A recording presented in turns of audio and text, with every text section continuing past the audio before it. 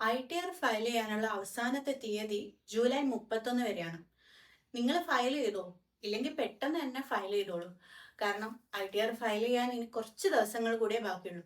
അവസാന ദിവസങ്ങളിലേക്ക് ഇത് മാറ്റി വെച്ച് കഴിഞ്ഞാൽ തീർച്ചയായിട്ടും ചില സാങ്കേതിക പ്രതിസന്ധികളൊക്കെ നേരിട്ടേക്കാം. അത് നിങ്ങൾക്ക് തന്നെ വലിയ പ്രശ്നമായിട്ട് മാറും. അതുകൊണ്ട് തന്നെ അത്തരം പ്രതിസന്ധികൾ ഒഴിവാക്കാൻ നേരത്തെ തന്നെ ഈ ഘട്ടം പൂർത്തിയാക്കുന്നതായിരിക്കും നല്ലത്.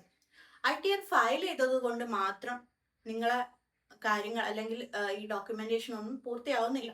ITR ഫയൽ ചെയ്ത് കഴിഞ്ഞാൽ വെരിഫിക്കേഷൻ പൂർത്തിയായതിനു ശേഷം മാത്രമേ ഇതിന്റെ പ്രോസസ്സ് കംപ്ലീറ്റ് ആവുന്നുള്ളൂ. സോ ഫയൽ ചെയ്തതിന് ശേഷം കൃത്യം 30 ദിവസത്തിനുള്ളിൽ തന്നെ നിങ്ങൾ വെരിഫിക്കേഷനും പൂർത്തിയാക്കണം. എങ്കിൽ മാത്രമേ പ്രോസസ്സ് കംപ്ലീറ്റ് ആവുകയുള്ളൂ. ഈ വെരിഫിക്കേഷൻ എന്നുള്ള ഓപ്ഷനാണ് ഇപ്പൊ ഏറ്റവും കൂടുതൽ ആൾക്കാർ ഉപയോഗിക്കുന്നത്. കാരണം നേരിട്ട് ഓഫീസിൽ പോയി ചെയ്യേണ്ട, വീട്ടിലിരുന്ന് തന്നെ നിങ്ങൾക്ക് കുറഞ്ഞ സമയത്തിനുള്ളിൽ തന്നെ വെരിഫിക്കേഷൻ പൂർത്തിയാക്കാനുള്ള അവസരമാണ് ഈ വെരിഫിക്കേഷനിലൂടെ ലഭിക്കുന്നത്. പ്രധാനമായിട്ടും 5 തരത്തിലുള്ള പ്രോസസ്സ് അല്ലെങ്കിൽ ടൈപ്പ് ഓഫ് വെരിഫിക്കേഷൻ ആണ് ഈ വെരിഫിക്കേഷനിലൂടെ നിങ്ങൾക്ക് ലഭ്യമാകുന്നത്. ഈ വെരിഫൈ പോർട്ടലിൽ രജിസ്റ്റർ ചെയ്തിട്ടുള്ളവർക്കും രജിസ്റ്റർ ചെയ്യാത്ത ഉപഭോക്താക്കൾക്കും ഈ സേവനം ലഭ്യമാണ്. ഈ വെരിഫിക്കേഷൻ കംപ്ലീറ്റ് ആയി കഴിഞ്ഞാൽ നിങ്ങൾക്കൊരു ട്രാൻസാക്ഷൻ ഐഡിയും പിന്നെ ഓൺ സ്ക്രീൻ കൺഫർമേഷനും ലഭിക്കും.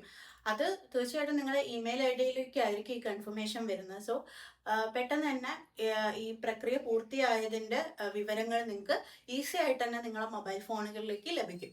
സോ ഞാനിവിടെ പറയാൻ പോകുന്നത് ഈ 5 തരത്തിലുള്ള ഈ വെരിഫിക്കേഷൻ പ്രോസസ്സുകളെ കുറിച്ചാണ്. അപ്പം ഓരോന്നും വിശദമായിട്ട് ഞാൻ പറയാം. അപ്പം നിങ്ങൾ ITR ഫയൽ ചെയ്തതിന് ശേഷം വെരിഫിക്കേഷൻ ചെയ്യാൻ വേണ്ടി റെഡി ആയിട്ട് നിൽക്കുന്ന ആൾക്കാരാണെങ്കിൽ തീർച്ചയായിട്ടും നിങ്ങൾക്ക് ഇത് ഉപകാരപ്പെടും. സോ ഫസ്റ്റിലത്തെ ടൈപ്പ് എന്ന് പറയുന്നത് ആധാർ ഉപയോഗിച്ചിട്ടുള്ള ഈ വെരിഫിക്കേഷൻ ആണ്.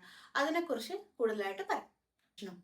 അതായത് നിങ്ങൾ ആധാറും മൊബൈൽ നമ്പറും തമ്മിൽ ലിങ്ക്ഡ് ആയിരിക്കും. അപ്പം ആധാർ ലിങ്ക് ചെയ്തിട്ടുള്ള മൊബൈൽ നമ്പറിലേക്ക് ഒരു 6 അക്ക OTP ലഭിച്ചു കഴിഞ്ഞാൽ നിങ്ങൾക്ക് അതുപയോഗിച്ച് വെരിഫിക്കേഷൻ പൂർത്തിയാക്കാൻ സാധിക്കും. ഇതാണ് ആദ്യത്തെ പ്രക്രിയ. രണ്ടാമത്തത് ബാങ്ക് അക്കൗണ്ട് EVC.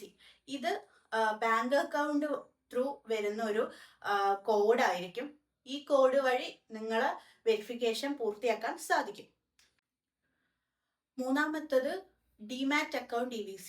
നിങ്ങൾ ഡിമാറ്റ് അക്കൗണ്ട് ഉണ്ടെങ്കിൽ അതിലേക്ക് ഒരു കോഡ് ലഭിക്കുന്നതായിരിക്കും. അതുവഴി നിങ്ങൾക്ക് വെരിഫിക്കേഷൻ പൂർത്തിയാക്കാൻ സാധിക്കും.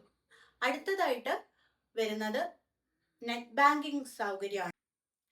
നെറ്റ് ബാങ്കിങ് വഴി ചെയ്യാവുന്ന, അതായത് നെറ്റ് ബാങ്കിങ്ങിൽ വഴി നിങ്ങൾക്ക് ഈ വെരിഫിക്കേഷൻ ചെയ്യാൻ സാധിക്കും. അതായത് നെറ്റ് ബാങ്കിങ് നിങ്ങൾ യൂസർ IDയും പാസ്വേഡും വെച്ച് ലോഗിൻ ചെയ്തതിനു ശേഷം നിങ്ങൾക്ക് ഈ വെരിഫിക്കേഷൻ വെബ്സൈറ്റിലേക്ക് ഡയറക്റ്റ് പോകാൻ സാധിക്കും. അതുവഴി നിങ്ങൾക്ക് വിവരങ്ങൾ നൽകി വെരിഫിക്കേഷൻ പൂർത്തിയാക്കാൻ സാധിക്കും. അവസാനമായിട്ട് ഡിജിറ്റൽ സിഗ്നേച്ചർ സർട്ടിഫിക്കറ്റ്. ഈ നിങ്ങളെ ഡിജിറ്റൽ സിഗ്നേച്ചർ വഴി നിങ്ങൾക്ക് ഡിജിറ്റലായിട്ട് തന്നെ വെരിഫിക്കേഷൻ കംപ്ലീറ്റ് ചെയ്യാൻ പറ്റും. ഈ 5 രീതികളാണ് ഈ വെരിഫിക്കേഷൻ കംപ്ലീറ്റ് ആക്കാനുള്ള 5 മാർഗങ്ങൾ. സോ ഈ 5 മാർഗങ്ങൾ ഏതെങ്കിലും ഒരെണ്ണം നിങ്ങൾക്ക് ഉപയോഗിക്കാം. ഇതിലൂടെ നിങ്ങൾക്ക് പെട്ടെന്ന് തന്നെ വളരെ കുറഞ്ഞ, അതായത് ഡിജിറ്റൽ ആകുമ്പോൾ തന്നെ കൂടുതൽ ഫാസ്റ്റ് ആയിട്ടുള്ള പ്രോസസ്സ് ആയിരിക്കും നടക്കുന്നത്. സോ ഹസിൽ ഫ്രീ ആയിട്ട് നിങ്ങൾക്ക് ഒതന്റിക്കേഷൻ അല്ലെങ്കിൽ ഈ വെരിഫിക്കേഷൻ പൂർത്തിയാക്കാൻ നിങ്ങൾക്ക് സാധിക്കും.